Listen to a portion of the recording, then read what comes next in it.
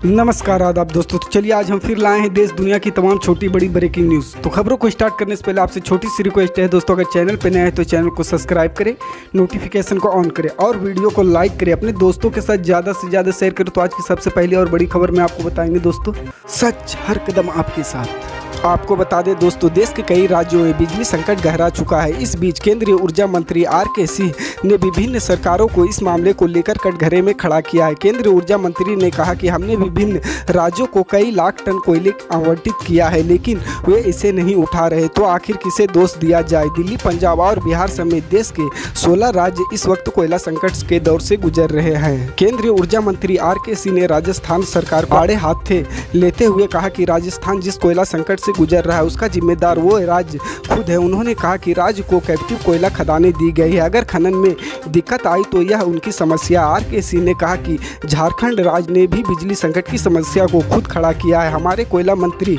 को इस मुद्दे को सुलझाने के लिए कई बार वहां जाना पड़ा है। केंद्र सरकार गंभीरता पूर्वक बिजली संकट से निपटने में जुटी है। कुछ दिनों पहले बिजली मांग में लगभग 20% की वृद्धि को देखते हुए बिजली मंत्रालय ने सभी आयातित कोयला बिजली संयंत्रों को पूरी क्षमता से संचालित करने का आदेश दिया है। आपात स्थिति को देखते हुए केंद्रीय बिजली मंत्रालय ने सभी राज्यों और घरेलू कोयलों पर आधारित सभी उत्पादन कंपनियों को सम्मिश्रण के लिए कोयले की अपनी आवश्यकता कम से कम 10% आयात करने का निर्देश दिया है। मंत्रालय ने एक आधिकारिक आदेश में कहा है कि ऊर्जा के संदर्भ में बिजली मांग में लगभग 20% की वृद्धि हुई है। घरेलू कोयले की आपूर्ति में भी वृद्धि हुई है, लेकिन आपूर्ति में वृद्धि बिजली की बढ़ी हुई मांग को पूरा करने के लिए पर्याप्त नहीं है। सच हर कदम आपके साथ।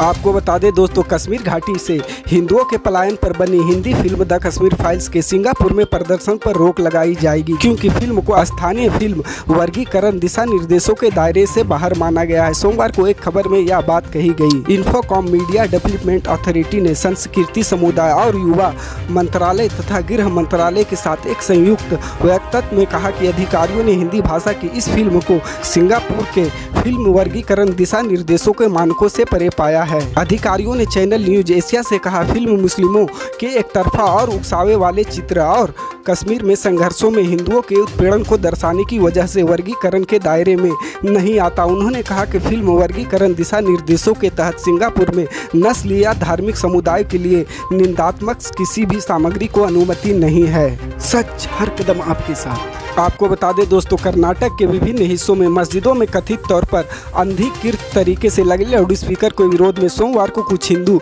समूहों ने अभियान शुरू किया। इस बीच मुख्यमंत्री बसवराज बोम्मई ने अधिकारियों को उच्चतम न्यायालय के आदेश का कड़ाई से पालन कराने का निर्देश दिया। इससे पहले कांग्रेस पार्टी के मुस्लिम नेताओं ने इस मुद्दे पर मुख्यमंत्री से मुलाकात की थी। मस्जिदों में लाउड स्पीकर पर सुबह की अजान सुनाए जाने के विरोध में तड़के करीब 5 बजे मंदिरों में मौजूद लोगों ने भजन बजाए। बेंगलुरु, हुबली, बेलगामू, सैमूर, चिंका, मुंगरू, यादगिरी, मंडिया और कोलार सहित विभिन्न स्थानों के मंदिरों से ऐसी घटनाओं की खबरें मिली है। बेंगलुरु सहित कुछ स्थानों पर हिंदू कार्यकर्ताओं को पुलिस द्वारा हिरासत में भी लिया गया। बोम्मई ने कहा कि अजान के संबंध में उच्चतम न्यायालय का फैसला जो भी सभी पर लागू होता है, इसे सौहार्दपूर्ण माहौल में लागू किया जाना चाहिए। हम देख रहे हैं अन्य राज्यों में क्या हुआ है। उन्होंने संवाददाताओं से कहा, उच्चतम न्यायालय के आदेश को लागू करना है, इसको लेकर उच्च न्यायालय का भी आदेश है। मैंने अधिकारियों को कड़ाई से आदेश का पालन कराने को कहा। मेरी अधिकारियों के साथ बैठक होने वाली है और एक बार फिर हम स्पष्ट निर्देश देंगे।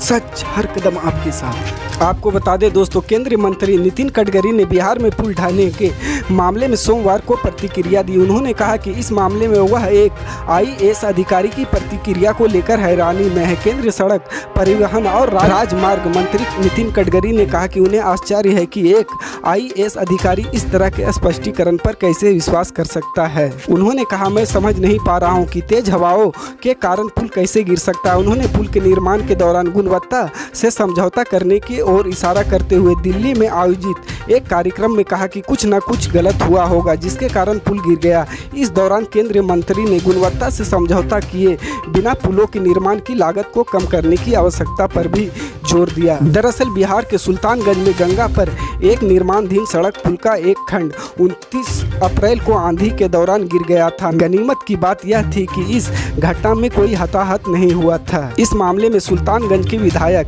ललित नारायण मंडल ने कहा था कि पुल निर्माण में घटिया सामग्री का प्रयोग की संभावना से इनकार किया जा सकता है। यह जांच का विषय है। 1.710 करोड़ रुपए की लागत से बना निर्माणाधीन पुल तेज हवाओं के सामना नहीं कर सका। मुख्यमंत्री नीतीश कुमार ने पुल ढहने की जांच के आदेश दिए हैं। सच हर कदम आपके साथ।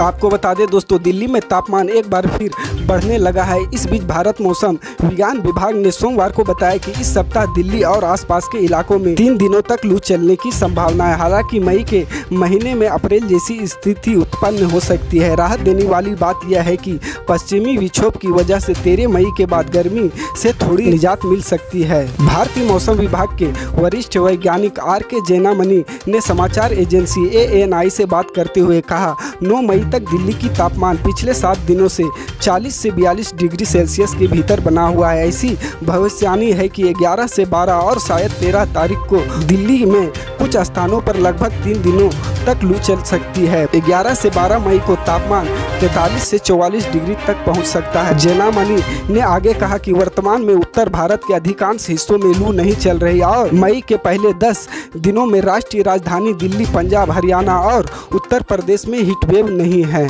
सच हर कदम आपके साथ। इसी तरह की पल पल के अपडेट जानने के लिए जुड़े रहें हमारे स्टार न्यूज़ के साथ। मिलते हैं अगली बड़ी खबर में, तब तक के लिए जय हिंद।